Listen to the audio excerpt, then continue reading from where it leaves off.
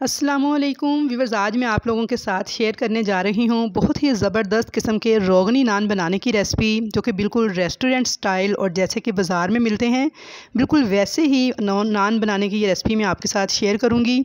100% authentic और original रोगनी नान recipe है ये, और इसको हम बनाएंगे बग़ैर ओवन बग़ैर तंदूर तवे पर। इससे पहले भी मैं आपके साथ रोगनी नान और कीमे वाले नान बनाने की रेसिपी शेयर कर चुकी हूँ, जो कि आप लोगों ने बेहद पसंद किए थे। मगर मेरे बहुत से व्यूवर्स की रिक्वेस्ट आ रही थी कि जी हमारे जो नान है ना वो तवे से गिर जाते हैं, टिकते नहीं हैं तवे पर और इन पर कलर नहीं आ रहा। तो मैं ये रोगनी नान आपको कुछ टिप्स और ट्रिक्स के साथ तवे पर बनाना सिखाऊंगी, तो आप ये रेसिपी एंड तक ज़रूर वॉच कीजिएगा, क्योंकि इसमें मैं आपको साथ साथ कुछ अहम टिप्स भी देती जाऊंगी। अगर आप इन टिप्स को फॉलो करेंगे तो बहुत ही ज़बरदस्त किस्म के रोगनी नान आप बहुत कम बजट के अंदर घर पे तैयार कर सकते हैं। आप ये मेरे नान देखिए, बिल्कुल भी तवे से गिरे नहीं हैं। कलर इनका चेक कीजिए कितना खूबसूरत आया है और अंदर से कितने सॉफ्ट और फ्लफ़ी बनकर तैयार हुए हैं। तो चलिए ज़बरदस्त किस्म के सॉफ्ट फ्लफ़ी खूबसूरत किस्म के रोगनी नान तवे पर बनाना स्टार्ट करते हैं। सबसे पहले मैंने 2 कप मैदा लिया है छानकर इसकी डो तैयार करने के लिए। अब मैं इसमें डाल दूंगी नमक हाफ़ टी स्पून के बराबर, चीनी डाल दूंगी इसके अंदर मैं 1 टीस्पून, यीस्ट डालूंगी 1 टीस्पून। आपने फ्रेश यीस्ट यूज़ करना है, पहले का रखा हुआ अक्सर रिज़ल्ट नहीं देता। बेकिंग सोडा डाल दूंगी मैं इसके अंदर 1/4 टीस्पून। आपने बेकिंग पाउडर नहीं बल्कि बेकिंग सोडा यूज़ करना है। सफ़ेद साबुत ज़ीरा मैंने डाल दिया है हाफ़ टी स्पून के बराबर। अब मैं इसके अंदर डाल दूंगी 2 टेबल स्पून दही, जो कि फ्रिज का रखा हुआ ठंडा ना हो, नॉर्मल टेम्परेचर पर हो। 1 अदद अंडा डाल दिया है, ये भी फ्रिज का रखा हुआ नहीं होना चाहिए, नॉर्मल टेम्परेचर पर ही आपने अंडा इस्तेमाल करना है। इन तमाम चीज़ों को अच्छी तरह से मिक्स कर लूँगी मैं हाथों के साथ। तो यहाँ पे देखिए जी, मैंने हाथों से अच्छी तरह से इसकी मिक्सिंग कर ली थी। तो यहाँ पे व्यूअर्स, आपने बस इस बात का ख्याल करना है कि डो बनाने के लिए आपने कोई भी चीज़ फ्रिज में से निकाल के यूज़ नहीं करनी, बल्कि तमाम चीज़ें रूम टेम्परेचर पर ही इस्तेमाल करनी है। अगर फ्रिज में रखी हुई हों तो आप इनको पहले से निकाल के 1 घंटा बाहर रख दीजिएगा, ताकि ये नॉर्मल टेम्परेचर पर आ जाएँ। अच्छी तरह से मिक्सिंग करने के बाद मैंने यहाँ पे दूध लिया है, जो कि तकरीबन 1 कप से थोड़ा सा कम है, और नीम गर्म दूध है। बहुत तेज़ गर्म दूध आपने इस्तेमाल नहीं करना डो बनाने के लिए, वरना उससे क्या होगा कि जो यीस्ट है ना वो डेड हो जाएगा। तो आपने क्या करना है, बिल्कुल बस नॉर्मल सा नीम गर्म दूध लेना है, थोड़ा थोड़ा करके उसे ऐड करना है और इसकी एक थोड़ी सख्त सी डो तैयार कर लेनी है। तो यहाँ पे देखिए तकरीबन मेरा आधा कप दूध यूज़ हुआ है, बाकी दूध देखिए मैंने बचा लिया है। तो बस आपने हस्बे ज़रूरत दूध इस्तेमाल करना है, क्योंकि बाज़ टाइम मैदा जो सा है वो ज़्यादा दूध को सोख करता है और बाज़ टाइम कम दूध को सोख करता है। तो इसलिए आप अपने मैदे के हिसाब से जितना दूध चाहिए हो उस हिसाब से डो जो है इसकी रेडी कर लीजिएगा। अब यहाँ पे मैंने इसके अंदर डाल दिया है 1 टेबल स्पून पिघला हुआ घी, और वो डाल के मैं इस मैदे को गूंथती जाऊँगी। थोड़ा थोड़ा मैं हाथों को ऑयल लगाती जाऊँगी, ताकि मैदा जो है हाथों के साथ चिपके नहीं। तो कोशिश कीजिएगा पानी का इस्तेमाल मत कीजिएगा, बल्कि ऑयल हाथों को लगाते हुए ही आपने इस आटे को गूंथ लेना है। बिल्कुल नरम सी मुलायम सी डो आपने तैयार कर लेनी है। तो इसके लिए एक टिप आपको देती चलूँ कि आपने कम से कम 4 से 5 मिनट इस आटे को गूंथना है, यहाँ तक कि इसका ऐसा टेक्सचर हो जाए। ये देखिए बिल्कुल नरम है, ना तो बहुत ज़्यादा सख्त है और ना बहुत ही ज़्यादा नरम, बल्कि नॉर्मल सा टेक्सचर है इसका, जैसे हम रोटी पकाने के लिए आटे को गूंथते हैं। थोड़ा सा ऑयल मैंने एक बाउल के अंदर लगा दिया है, थोड़ा सा ऑयल में सा है मैं इस डो के ऊपर लगाऊंगी और इस डो को मैं इस बाउल के अंदर रख दूंगी और इसको मैं ऊपर से कवर कर दूंगी। इसे आजकल क्योंकि गर्मी का मौसम है, तो इसलिए मैं इसे किचन काउंटर पे ही छोड़ दूंगी तकरीबन 1.5 से 2 घंटे के लिए, ताकि डो हमारी अच्छे से राइज़ हो जाए। लेकिन अगर सर्दी का मौसम हो तो फिर आप इसे किसी हीटर वाले गर्म कमरे में छोड़िएगा, ताकि डो जो है वो अच्छे से राइज़ हो सके। तो यहाँ पे देखिए व्यूअर्स, तकरीबन 1.5 घंटा हो चुका था, डो मेरी बहुत अच्छे से राइज़ हो चुकी है। आप चेक कर सकते हैं, नीचे से भी देखिए इसके अंदर कितना खूबसूरत जाल बना है। और ये देखिए, अब मैं क्या करूँगी, हाथ के साथ इसको प्रेस करूँगी और इस तरह से इसकी सारी हवा निकाल दूँगी और थोड़ा सा इसको गूंद लूँगी, ताकि ये अच्छे से सेट हो जाए और सारी हवा इसमें से निकल जाए। तो यहाँ पे देखिए जी, डो को मैंने थोड़ा गूंद लिया था 2 से 3 मिनट, और डो को मैंने निकाल के काउंटर पे रख लिया था। अब मैं इसको 3 हिस्सों में डिवाइड कर लूँगी, यानी मीडियम साइज़ के हमारे 3 नान बन के तैयार होंगे। अगर बड़े साइज़ के तैयार करना चाहें तो 2 नान तैयार होंगे। मैं यहाँ पे मीडियम साइज़ के ही नान तैयार कर रही हूँ।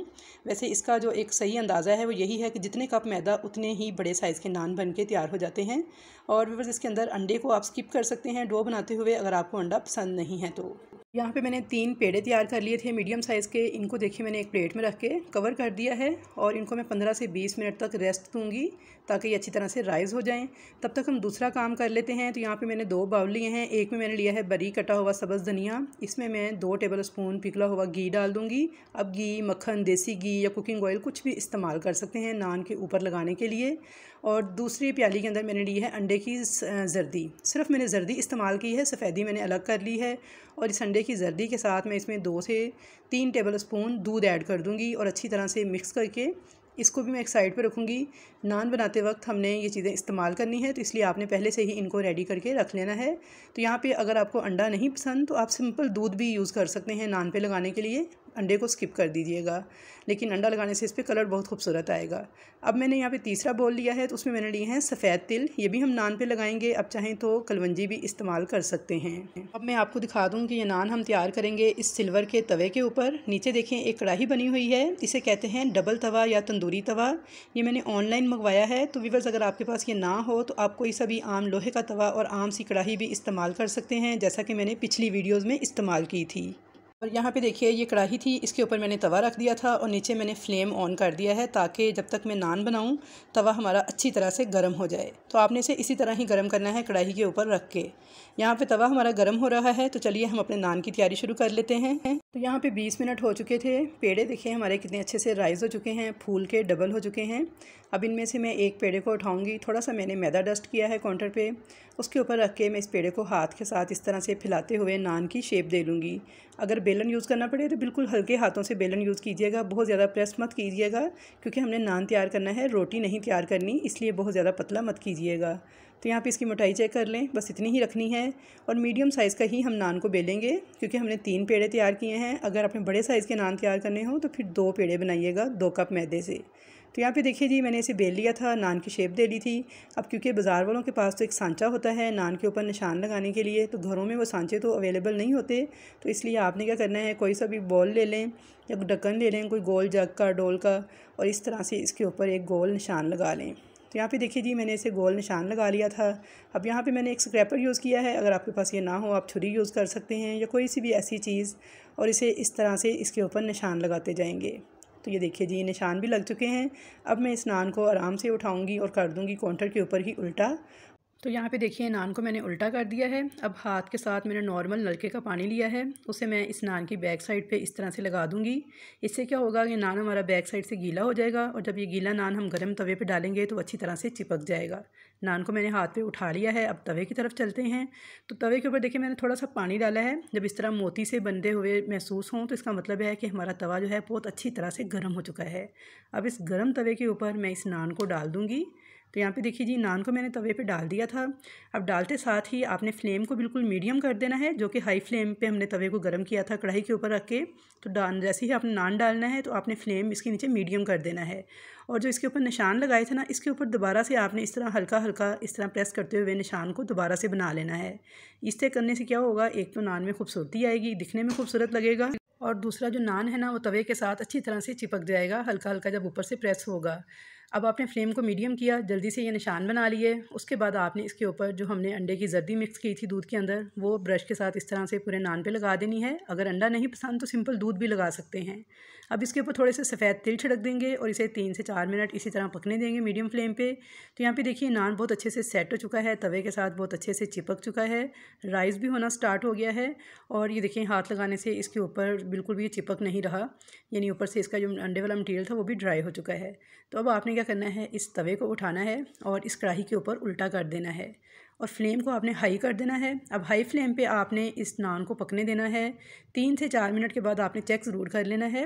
अगर इस पे आपकी मर्ज़ी का कलर आ जाए प्यारा सा, तो बस आपने इस तवे को इस कढ़ाई के ऊपर से हटा लेना है, क्योंकि तवे की और कढ़ाई की मोटाई के हिसाब से टाइम जो है वो कम ज़्यादा हो सकता है। ये जो मैं तंदूरी तवा इस्तेमाल कर रही हूँ ये बहुत ही हल्के मटीरियल का बना हुआ था, बहुत जल्दी जल्दी इसमें नान तैयार हो गए थे।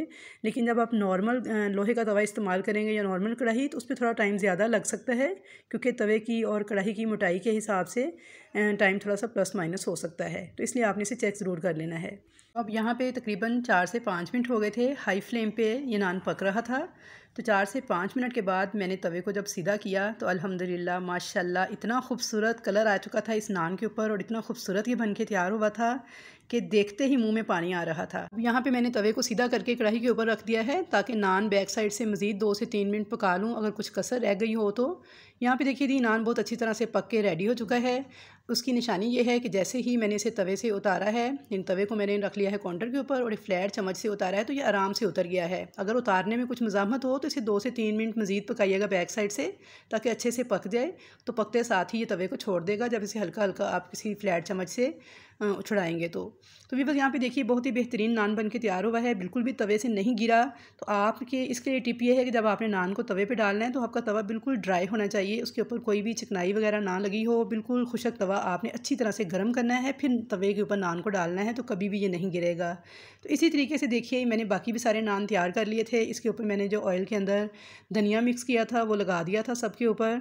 तो आई होप व्यूअर्स कि आपको मेरी आज की रोगनी नान बनाने की ये रेसिपी जो कि मैंने आपके साथ टिप्स के साथ शेयर की है बहुत ज़्यादा पसंद आएगी। रेसिपी पसंद आए तो वीडियो को लाइक शेयर ज़रूर कीजिएगा, चैनल पर नए हैं तो सब्सक्राइब कीजिएगा और कमेंट्स बॉक्स में अच्छे अच्छे कमेंट्स का इजहार भी कीजिएगा कि आपको मेरी ये रेसिपी कैसी लगी और नेक्स्ट आप कैसी रेसिपीज़ देखना चाहते हैं। तो यहाँ पर ये नान मैंने चिकन मुमताज़ के साथ बनाकर सर्व किए थे। चिकन मुमताज़ बनाने की रेसिपी मैंने थोड़े दिन पहले शेयर की थी जो कि बेहद लजीज सालन बन के तैयार हुआ था। आप इसको भी ज़रूर ट्राई कीजिएगा और मुझे अपना फीडबैक दीजिएगा। तो इंशाल्लाह ताला मुलाकात होगी आपके साथ ऐसी ही मज़े मज़े की यूनिक किस्म की रेसिपीज़ के साथ। तब तक के लिए मुझे दीजिए इजाज़त। अल्लाह हाफिज़।